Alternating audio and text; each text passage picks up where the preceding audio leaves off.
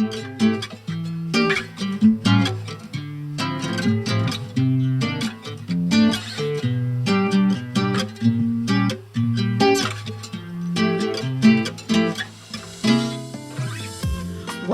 to this next episode of the Sherburne SWCD podcast. Today we're going to be talking about conservation on the farm. And with us we have Josh Krenz and Will.Bomier. And I will pass it over to Josh to introduce himself and a little bit about his farm first. Sure. Thanks, Miranda. Appreciate being on today. Look forward to the conversation. So our farm is in Sherburne County. It's called Windland Flats. We're all the way about a mile from the Mille Lacs County line.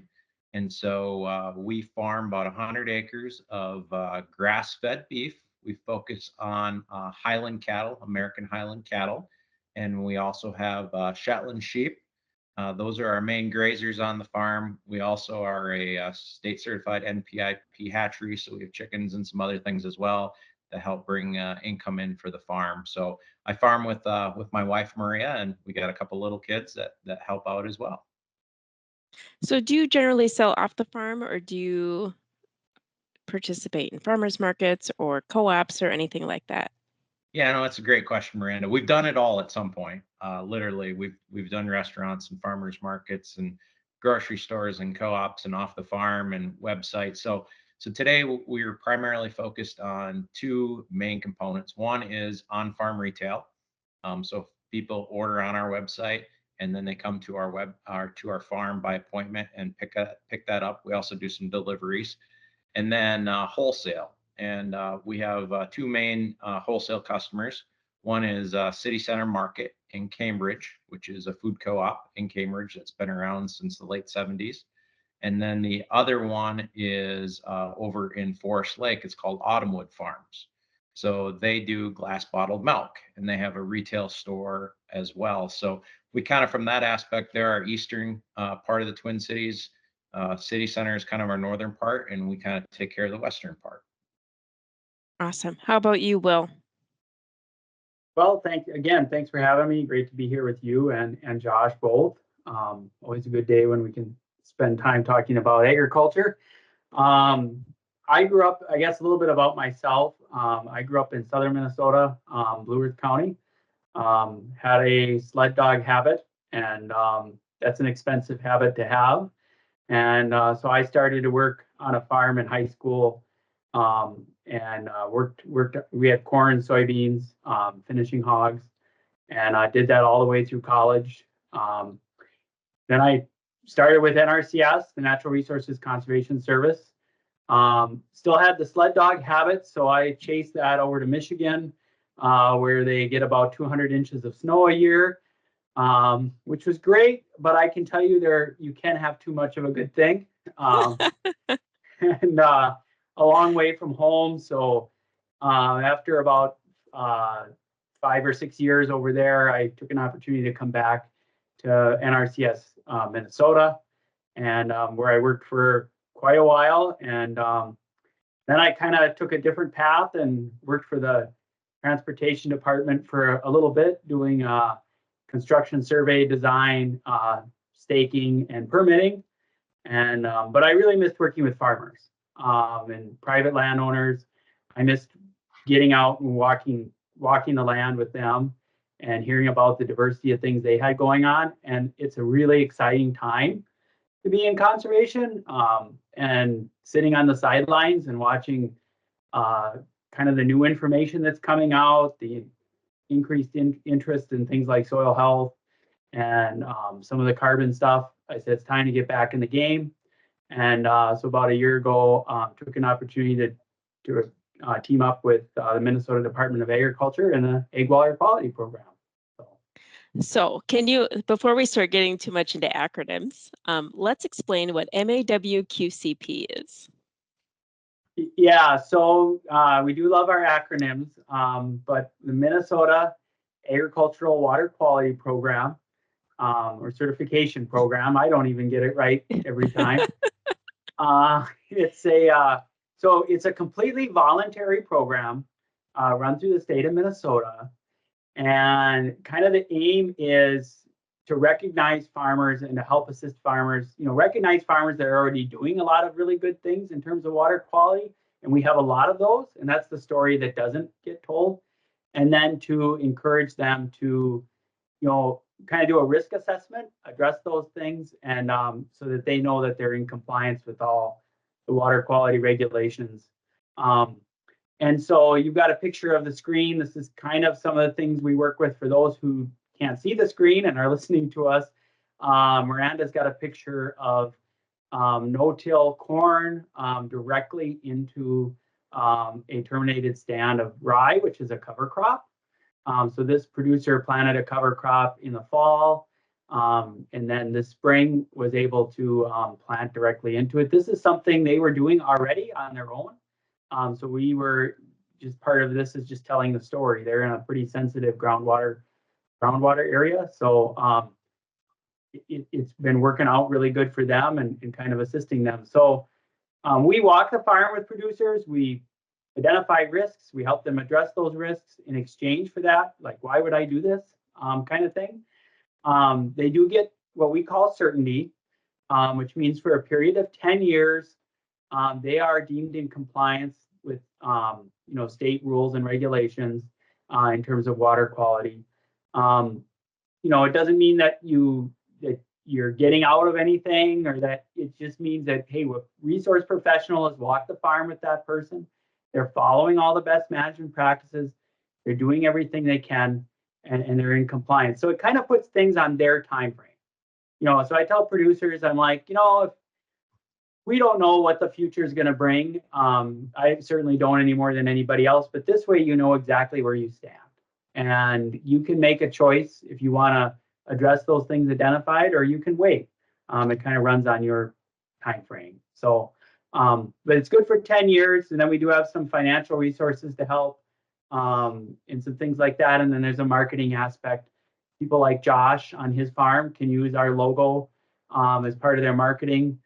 They can use it when they're talking to landowners. If they're, if you're a landowner and you rent out your ground to a producer, if they're water quality certified, they're taking care of the land and those soil and water resources on your property. So it can be kind of a marketing standpoint for that too.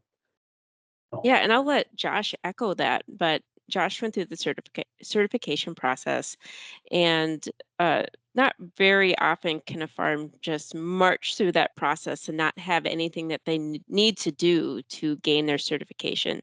So Josh, can you talk a little bit about that process, and then also what endorsements you have on your farm that are specific to things that you've done? Sure. So we became MAWQCP certified a couple of years ago. We worked with Bill Fitzgerald at that time. We didn't have Will yet, but Will's been on our farm and he's seen what we've done. And so we worked with Bill and the MAWQCP team, and it started basically, we filled out a form, and then it was like an audit, right? So they came out, looked at what we were doing. A lot of the practices we were already ticking the box, so we do no-till with our pastures when we do planting and when we do interseeding.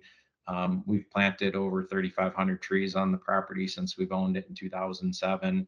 We've got cattle fenced out of, major water areas like our ditches and so forth. We've got a county ditch that comes through our land, and we've got some private ditches as well.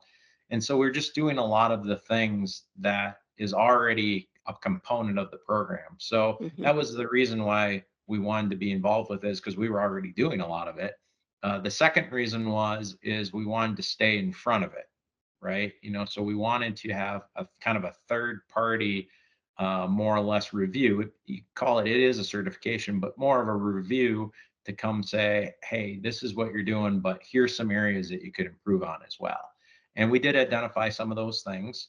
Some of it had to do around compaction areas where we have cattle and some manure handling, which we've then had further conversations, some with MAWQCP, some with NRCS, and other folks, SWCD as well, plug that. We've had conversations. Miranda, you've been out here and seen what we've done from that aspect. So we were doing a lot of those things, so it kind of made sense. In the process, Will can correct me if I'm wrong, I think there's 5 certification or endorsements you can get. is the correct term. Yep. And so we have two of them. So we have soil and climate smart are the two that we have. And so soil, a lot of those practices we talk about, no-till, rotational grazing, those types of things qualify. And then climate smart, I think a lot of that was around our tree planting and also, our carbon capture with the pastures and so forth as well. So. Will, do you want to quickly cover what the other endorsements are that are available? Yeah, so the other endorsements that are available, I call these like merit badges, like extra things you got. I was a Boy Scout, so you get to first class, and then you can get these merit badges after that. So Josh mentioned the climate smart and the soil health, but then we have an irrigation endorsement for people who are irrigating. We have a wildlife endorsement that kind of highlights some of the wildlife practices that people have. And then we have a pest management endorsement, which are things. And people can get, we do have 2 farms, I believe, now in the state that have all 5 endorsements. So they're not things that you have to get. They're things that, people can elect to get. And kind of what I like to do is when I'm working with someone through the regular certification process, I kind of, based on what they tell me about their goals and their objectives for their operation, I kind of run those in tangent to the regular certification. And then I'll say, hey, Josh, you did like 2 things, you could get the wildlife endorsement. Are you interested in doing those 2 things? And here's some ways that we could help you with that. And, a lot of times producers will say, yeah, that sounds great. And we can get those. And those can happen anytime in the 10 years. So maybe the first year we just get certification in a couple, and then 3 or 4 years later, we look at some of those endorsements. So, Will, as you work in more than just Sherburne County, so how do the certifications look different in Sherburne County, and honestly different even than what Josh's is? Because there aren't a lot of heavy soils that have been drained in most of the county. There are some pockets, and Josh's in one of them. A lot of Sherburne County is very sandy and irrigated. So how does Josh's certification look different than Western Sherburne County than other places in the state? Yeah, so that's a really good question. Minnesota is a diverse state. We're fortunate to that. Sherburne County is extremely diverse in a lot of ways. And that's one of the, I won't say, I like a challenge. So I think that's one of the unique things or the cool things. Sherburne County does have a lot of irrigated sands. So from a groundwater, that presents opportunities as well as challenges from a resource standpoint. So the opportunity is there's more ways you can spoon feed nutrients out to those crops. It's easier in some ways to establish a cover crop because you can control when it rains, which is one of the challenges in the fall. But obviously the challenges are you do have a lot of groundwater, which is great, but it's vulnerable groundwater. So trying to work with producers to kind of dial in their nutrient management, dial in their manure management. So they have a water quantity. They're kind of working a lot with water quantity, but on the opposite spectrum of Josh's ground, where it's heavier and you're trying to protect wetlands and some of these stream issues. So also, Sherburne County, you're kind of in that little bit of that urban interface. So you kind of have more neighbors, people who are new, who are moving out here in the last, especially since COVID. Seems like there's a lot of first-time rural homeowners, and that's one thing our program we'd like to do is it's an educational component of educating folks that, because you don't know what you don't know. And so this is part of telling that story that Josh or this person over here that farms 1,200 acres of irrigated corn and potatoes and beans on a rotation, they're doing their part to protect the community resource. So, yeah. And that's one of the benefits of the program is you are showing the general public that you are working towards really great conservation goals to not only make your farm more profitable, but to protect resources for our children and our grandchildren, so that we can continue farming and using the land that we are now. And I love talking to people about education, on farm education. With all of these people moving to Sherburne County, uh, it's really, really important that they understand what's going on around them and that they feel comfortable enough to approach Josh and be like, hey, I noticed, and I've heard this, that you have yaks. Can you tell me more about your yaks?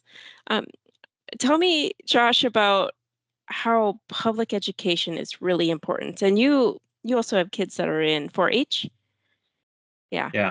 Yeah, our kids are in 4-H to show at the county fair. And so that is one of the questions, so look at those yaks, and then we have to talk about they're actually not yaks. Yeah. They're American Highland cattle, and you can see the horns a little bit there on the picture in front of you, or take that imagination if you're listening online, and know that person in the bottom left-hand corner is not getting speared by horns. So they're not sticking out of her. So they're very docile. Highlands are naturally, and they use the horns more for scratching themselves and removing hair more than anything else, from that aspect. But here, this was a day that we had last September. This was through SWCD, which is example just one of the events that we do usually on a yearly basis. So we do some things with Princeton Public Schools where kids come out. We usually have at least one 4-H tour a year. We've had FFA out. We've had other groups, public groups of people. And so in all of those aspects, we love what we do. And you said something, Miranda, about, doing it for your children, right? Well, we don't do this for certification. We happen to be Right. certified. We're doing this for the next generations to come. And I think people need to understand that. And the best way to understand it is to come see it. And through our retail store, we do hundreds of tours a year on an individual basis. And that's probably where we touch the most people. It's on a one-on-one basis where they can come see the cattle, consume product from the farm, where they get to eat grass-fed beef or consume one of our lamb products or buy some yarn or whatever it is. And then they get to make that connection, right? Mm-hmm. Because so many people, so if you go back to the early 1900s, it was like 90 some percent of the population was on the farm and 10% was the other way. And now we have, I don't know what the current number is, like 1.5 or 1.6 or something of people that are directly involved in production agriculture.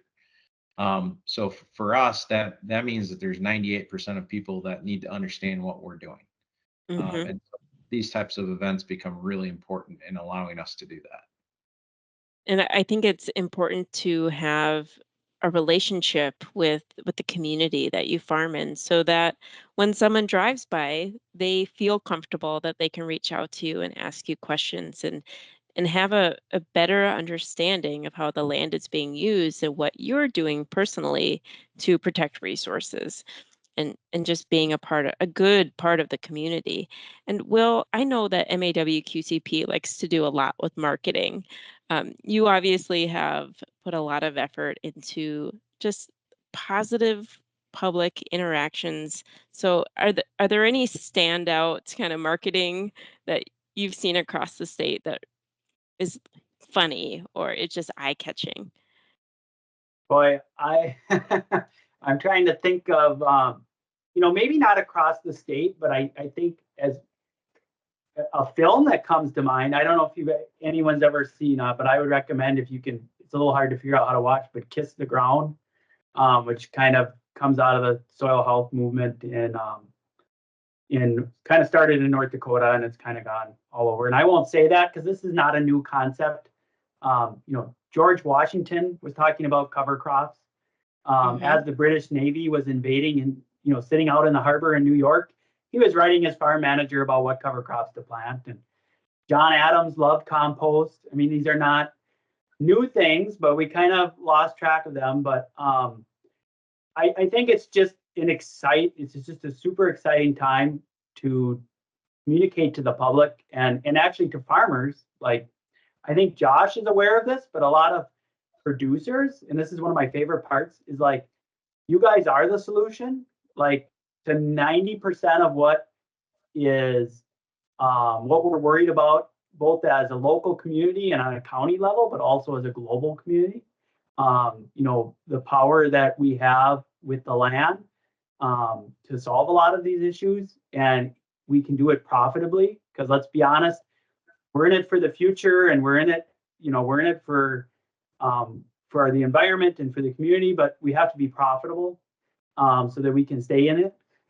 And if we're and a lot of these things now are things like strip till and no till, with the cost of fuel and the cost of iron and all these things that go in, this in fertilizer placement, most of these things make a lot of sense from a profitability standpoint. It's just a matter of working those things out, which is what we try and do, and what the soil and water districts try and do, is kind of put people in touch with the right people, if it's not us, to get over those hurdles and stay profitable. So we do a lot of marketing and try through the farm business program and some other things to try and spread that story. But I think it's just a great time to be looking at some of these new things, because there's between the technology, the equipment, and all this stuff kind of coming together. It just really seems like we're in a pretty pivot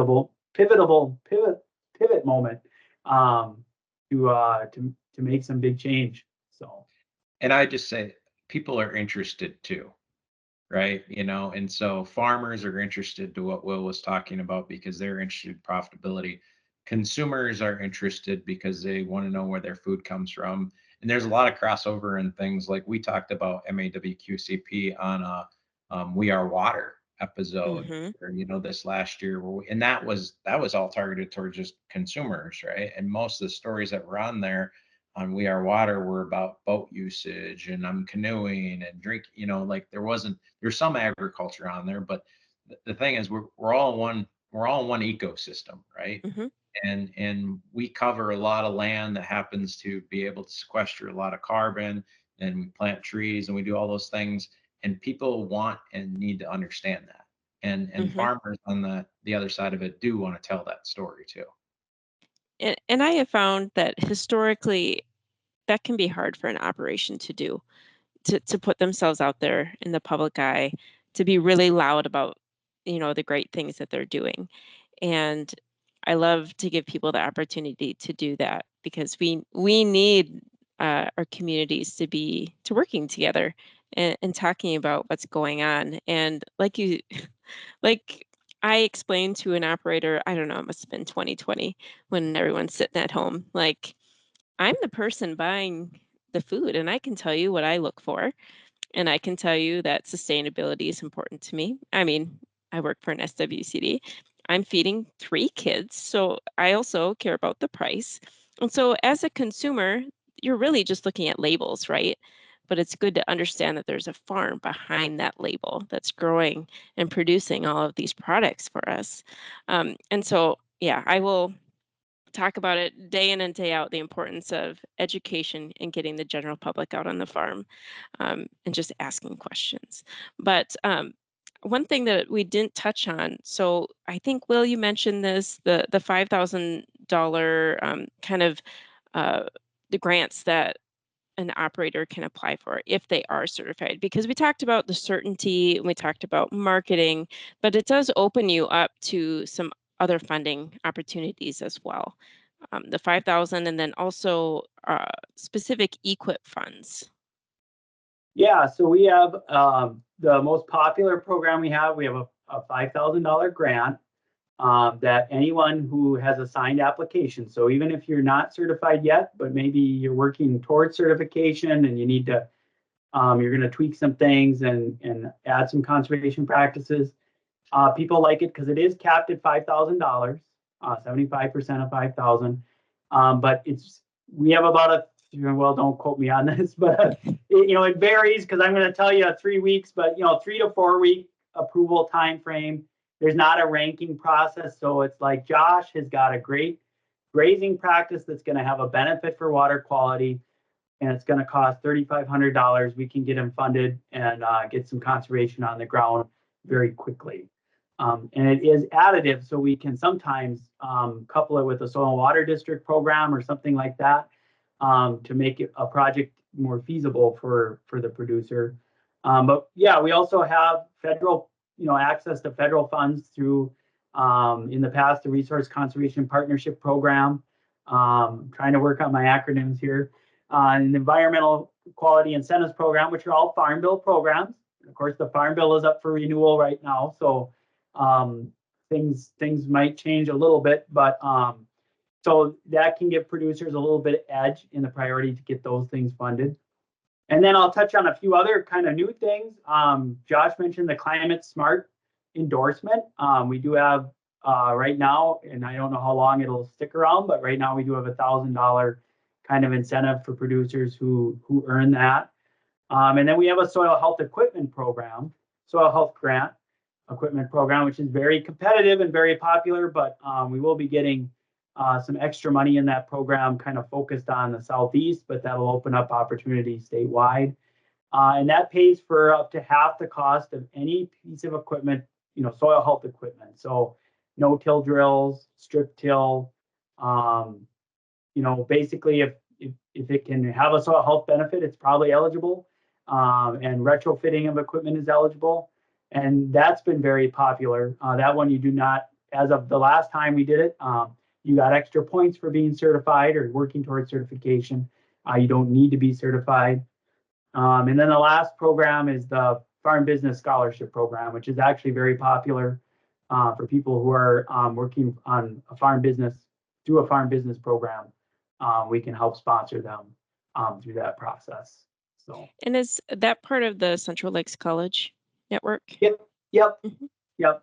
So, and I like to tell people, it is extremely, and you guys know this because you've been working with us, it's extremely complex, or it can be overwhelming. All these programs, all these resources. So it's an exciting time, but it's also like, man, where do I start? So one of the things I like to do as part of our program is, I can help sort through that with you, or I can put you in touch with Miranda, and she's going to help guide you through this process and help you sort through this.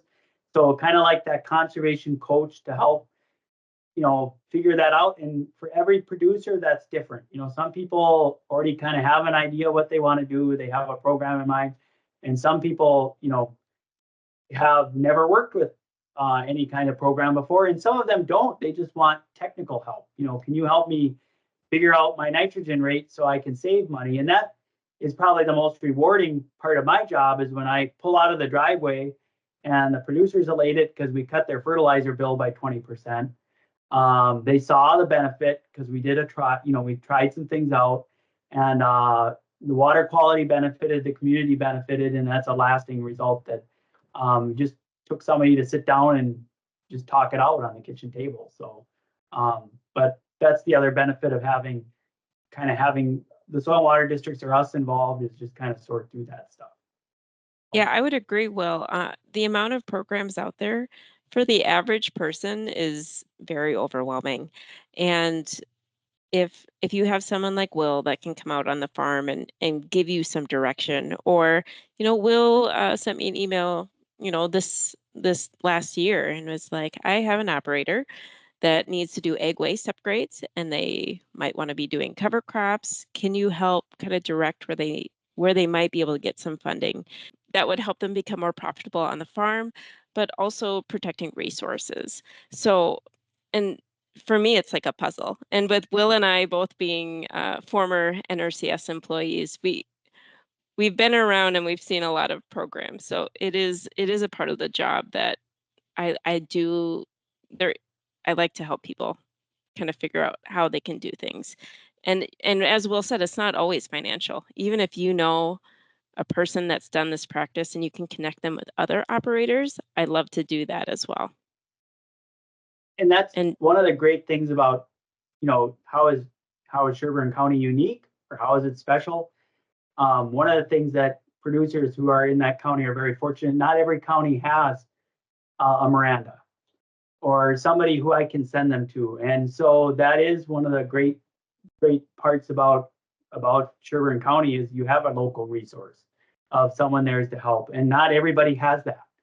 And it doesn't mean that they don't get served or that they don't get help, but it's harder when the person who is going to help Josh out is 2.5 hours away because they just can't be there as often or they're spread throughout. It's really nice to say, hey, you can go into the local office or they'll be out there in 15, 20 minutes and, we can kind of work this as a team. So that's a huge benefit that I think is kind of underrated.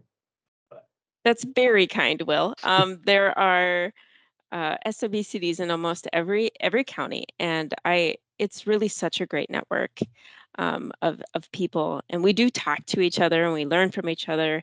And if you haven't been to an SWCD, even if you aren't a producer, a farmer, an operator, there are plenty of things that you can learn about your own property, of things that you could be doing.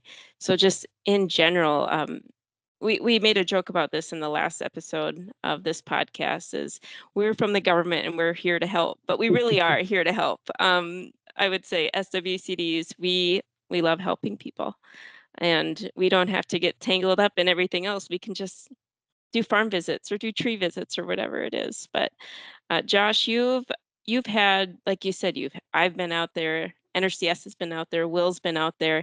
Has that been helpful to you to try and navigate programs and maybe a direction of conservation on the farm? Yeah, when it comes to programs, there's no way I'd be able to do it otherwise, because there's too many programs out there. I wouldn't even know where to start. So absolutely, from an SWCD and MAWQCP standpoint and the NRCS folks, I mean, I've worked with all those different groups and have done programs and almost all of them, and we certainly couldn't do it from a producer standpoint without those groups. Yeah. And I also want to add that I learned something from every producer that I meet. And if I haven't, then I must not have been doing a very good job listening, and I'm kicking myself as I go out the door. They know the land the best. They're dealing with this every day. And that's important to me because I also am part of the technical team on the statewide for the program. And so when I get that feedback from producers, I try and take that back on the statewide level and say, how can we help solve this? Or what could we do better? What could we do different? Or here's what I'm hearing out there. So it certainly goes both ways, because I'll be the first to say that, a lot of those important things are because someone said, hey, I want to show you this, or what do you think about this? And, sometimes I go, wow, I have not seen that before. Or I don't have a good program for that, but give me a little bit of time and let's see what we can figure out. So it definitely goes both ways. So. Yeah. Well, I want to thank you both for being with us today. I hope that it leads to some really positive conversations for Josh on the farm. And Will, you are such a great resource for the MAWQCP. Even if maybe you're not sure if you want to be certified, you can reach out to Will, and he can still do a farm visit and see if that is something that you want to look into. Just because Will comes out doesn't mean that you have to sign paperwork. No, it goes at the speed as you want it to go. You're in the driver's seat. And the quote, being a dog guy, Rick Smith, who's a great dog trainer, says it takes as long as it takes. So there's no speed limit. Yeah, we could have a 5-minute conversation and that's it. You could get certified in one visit, or you could we could work on it for 5 or 10 years. So we're good. That's one of the benefits of it. Well, thank you both. You're welcome. Thank you for having us.